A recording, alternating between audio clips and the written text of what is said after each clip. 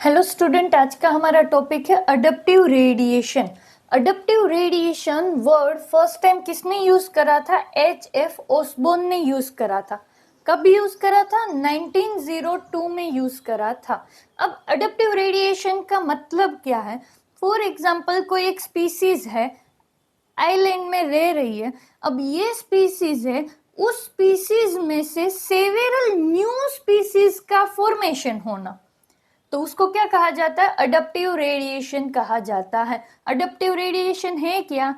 एक single species में से सेवेरल न्यू स्पीसीज का फॉर्मेशन हुआ। तो अब न्यू सेवेरल स्पीसीज का जो फॉर्मेशन हुआ है, बहुत सारी न्यू स्पीसीज बनी है, उनका एंसेस्टर कैसा है? कॉमन एंसेस्टर है। अब ऐसा किया क्यों कि एक स्पीसीज थी, उसने सेवेरल स्पीसीज का फॉर्मेशन क्यों करा? तो फॉर एग्जाम्पल, यहाँ पे ये जो स्पीसीज है वो जिस एनवायरमेंट में रह रही है, वहाँ पे एनवायरमेंटल चेंजेस की वजह से ये स्पीसीज को अपनी मोर्फोलॉजी में, अपनी फिजिकल कैरेक्टरिस्टिक में चेंजेस करने पड़ेंगे। क्यों?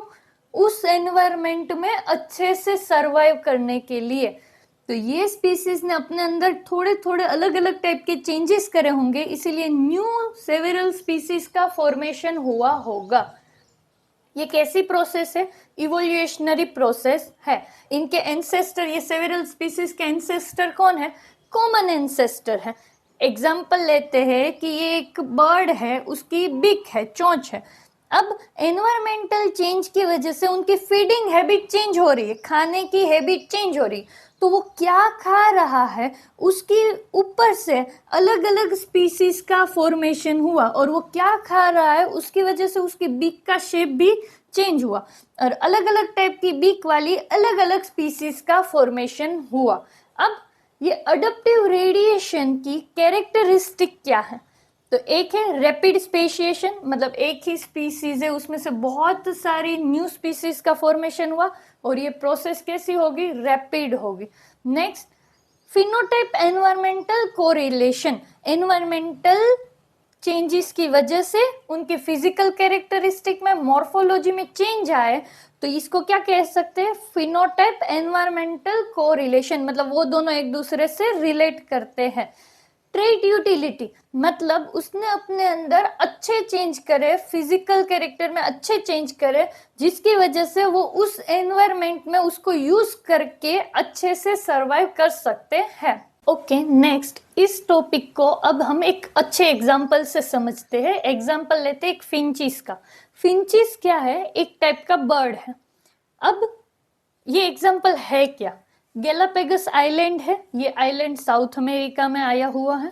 अब ये आइलैंड पे डार्विन ने ऑब्जर्व करा कि बहुत डाइवर्सिटी है, मतलब बहुत अलग अलग टाइप की स्पीसीज इस आइलैंड पे रह रही है।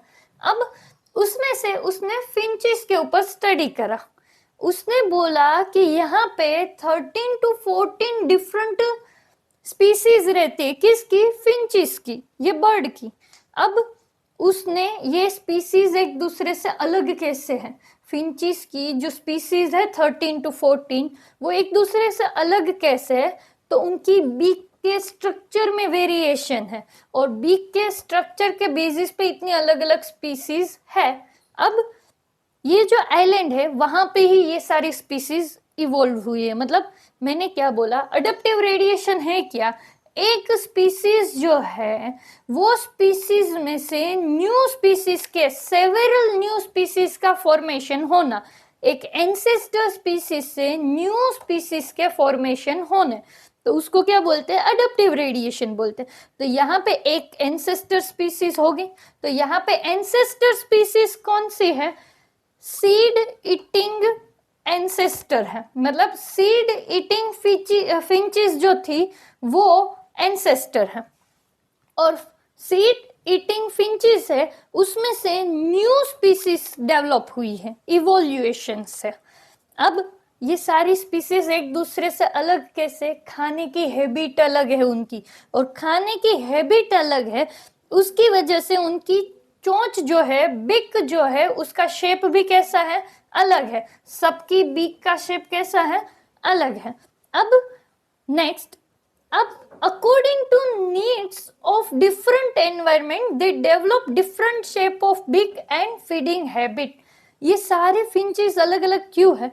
क्योंकि वो यहाँ वहाँ के डिफरेंट एनवायरमेंट में अडप्ट होने के लिए, अच्छे से डेवलप होने के लिए अपनी खाने की हैबिट चेंज कर रही है, और उसकी वजह से उसके बीक के जो शेप है वो भी क्या हो रहे हैं, चेंज हो रहे हैं। मतलब जो सीड ईटिंग फिंचिस थी उसमें से बहुत अलग अलग टाइप की फिंचिस बनी, उनकी खाने की हैबिट अलग होने की वजह से उनके बीक के शेप अलग बने। क्यों खाने की हैबिट और बीक का शेप चेंज हुआ? उस एनवायरनमेंट में अडप्ट अच्छे से करने के लिए, उस एनवायरनमेंट में अच्छे से डेवलप होने के लिए, डिफरेंट एनवायरनमेंट में रहने के लिए अपने में चेंज करा। डिफरेंट एनवायरनमेंट में रहने के लिए अपने अंदर डिफरेंट चेंजेस करेंगे। फॉर एग्जाम्पल अलग अलग फिंचीज है, तो जैसे कि वुड पिकर फिंचीज है, कैक्टस ग्राउंड फिंचीज है जो कि कैक्टस को खाती है, इंसेक्ट ईटिंग फिंचीज है, तो ऐसे डिफरेंट फिंचीज है। अब इंसेक्ट को खाने वाली जो फिंचीज है उसकी बिक का शेप अलग होगा, कैक्टस को खाने वाली है तो उसका शेप अलग होगा। सिंगिंग करने वाली फिंचीज है, ठीक है, तो उसका भी बिक का शेप वगैरह अलग होगा। ओके, नेक्स्ट एग्जांपल है ऑस्ट्रेलियन मार्सुपियल्स। मार्सुपियल किसको कहा जाता है? ऐसे मेमल्स जिसको पाउच मिला है। पाउच किसके लिए? फॉर एग्जाम्पल कांगारू है, उसको पाउच मिला है बच्चे को नरिश करने के लिए, बच्चे की केयर करने के लिए। तो ऐसे मेमल्स जिसको पाउच मिला है, पाउच मेमल है, तो उनको क्या कहा जाता है? मार्सुपियल्स कहा जाता है।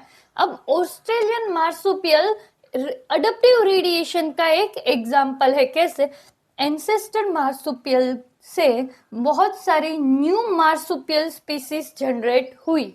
For example tiger cat, marsupial rat, kangaroo, wombat, ये सारी की सारी सेवेरल न्यू स्पीसीज फॉर्म हुई सिंगल पेरेंट स्पीसीज से। तो ये भी किसका एग्जाम्पल हो गया? अडप्टिव रेडिएशन का एग्जाम्पल हो गया। ओके, नेक्स्ट अडप्टिव रेडिएशन था क्या? एक कॉमन इंसेस्टर होता है जिससे न्यू डिफरेंट स्पीसीज का फॉर्मेशन होता है। अब ये जो अलग अलग स्पीसीज बनी है उनके बीच में डिफरेंस क्या है? तो फर्स्ट उनकी मोर्फोलॉजिकल, सेकेंड उसकी एनाटॉमिकल प्रॉपर्टीज डिफरेंट होती है।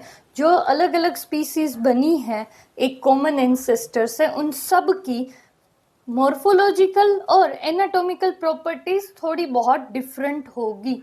अब क्यों डिफरेंट करी? क्यों कॉमन एंसेस्टर से नई स्पीसीज बनी जो कि मोर्फोलॉजिकली और एनाटॉमिकली डिफरेंट है?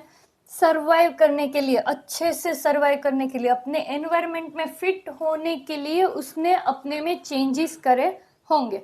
Next, homologous organs show adaptive radiation. Next, adaptive radiation mostly कब देखा जाता है? जब एनवायरमेंटल चेंजेस होते हैं तब देखा जाता है।